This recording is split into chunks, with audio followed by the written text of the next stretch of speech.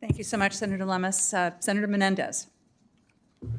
Thank you, Madam Chair. Republicans in the House have spent the last few months debating draconian cuts to domestic programs that hardworking Americans rely on, including the CDFI fund. In July, the House Appropriations Committee passed a bill that cut funding for CDFIs by $45 million, a near 15% cut from fiscal year 2023. Can each of you briefly describe how these large cuts to the CDFI fund would impact the work you and other CDFIs do for disadvantaged communities? Thank you, Senator. I would say just at a high level, to cut $45 million would cut nearly $500 million of community lending and investment that CDFIs do. Yes. $500 million. And the specifically to each of us, it would cut out a lot of our activity that we're able to do within our communities, and that can be devastating for some of those areas that we serve and some of the people. Yeah, I completely agree. If you think about what we were able to do as a result of COVID and everything else with the additional funding that we were able to receive with those programs that I mentioned in my testimony with the rapid response, as well as the equitable recovery program, the additional funding that we received during that time made it easier for us to serve those that we need to serve. And cutting it, like I said, like not having a base for all CDFIs are not created equal.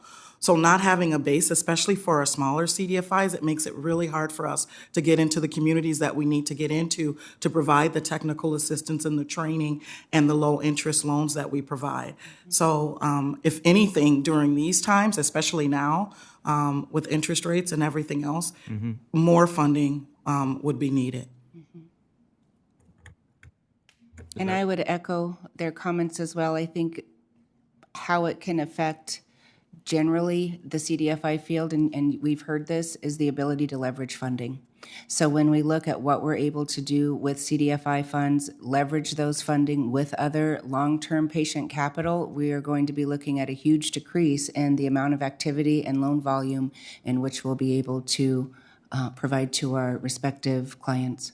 Well, CDFIs have proven their effectiveness time and time again, which is why earlier this year, 46 bipartisan senators joined my letter to the Appropriations Committee requesting robust funding for the CDFI fund, and I hope we can continue that bipartisan support. The CDFI Bond Guarantee Program, which I helped create in the wake of the 2007 financial crisis, allows CDFIs to access long-term, low-cost capital to jumpstart economic growth and community development, all at no cost to the taxpayer.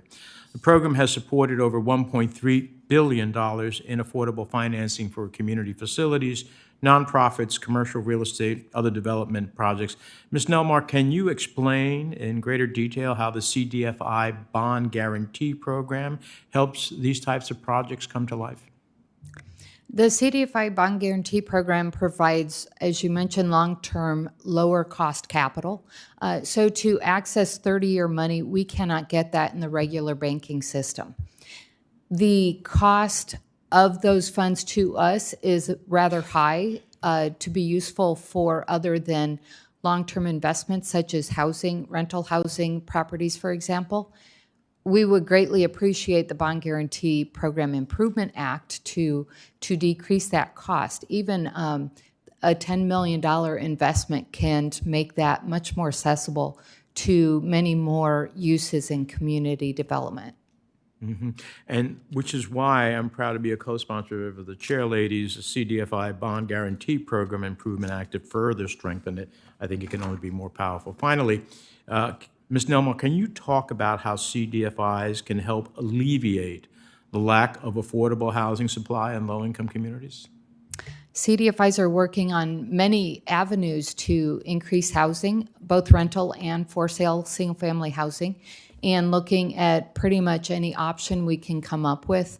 Manufactured housing, factory-built housing, renovating existing homes, providing for unique types of construction or financing developers of unique types, such as the prefab walls and things along those lines.